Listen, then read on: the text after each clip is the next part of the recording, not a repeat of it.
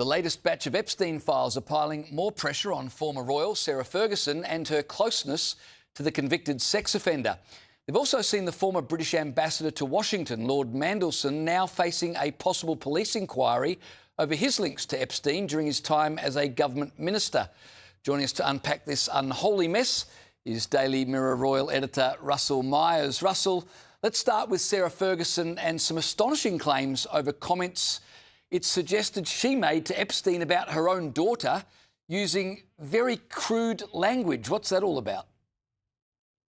Well, indeed, James. I mean, over the last few days, we've been going through this tranche of emails and documents, over 3 million of them released by the US Department of Justice. And it goes from bad to worse for Sarah Ferguson, because I don't think until now we really understood the sort of depth of her relationship with Jeffrey Epstein. But of course, that she did have a relationship. It's something that she had admitted in the past. But these emails between Sarah Ferguson and Epstein tell you a lot about how much contact there actually was. She was referring to her daughter's sex life in one email to Epstein. She also mentions several business propositions. She also talks about her love for him, saying, "I'm at your service, please marry me." But it gets even stranger, where she refers to Epstein having a baby boy, congratulating him. And this is a couple of years after he had been convicted of soliciting prostitution from a minor. In 2011, she had sent him emails congratulating him on the birth of a baby boy, which is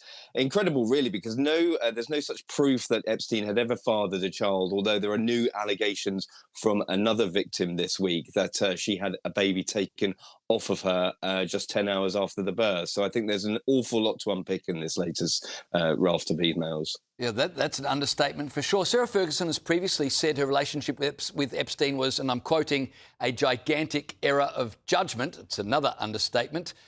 Can she ever recover from this?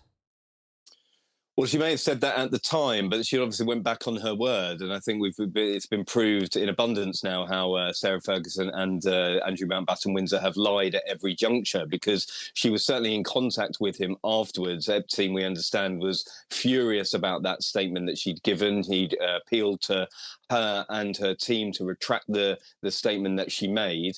And she was still emailing him, sort of sending begging letters about business ventures and what have you. But Sarah Ferguson has always been a great survivor. She's been in trouble before. She's been nearly bankrupt. She's had huge money worries, and certainly the public have always taken to her. But I think that this is a step far too far, because she will not recover from this. I think the level of revulsion over her relationship with Jeffrey Epstein is only coming to the fore now, and certainly we'd thought that it was just Andrew Mountbatten Windsor who had his tentacles into the murky depths of Epstein world, but certainly Sarah was just as bad in that sense.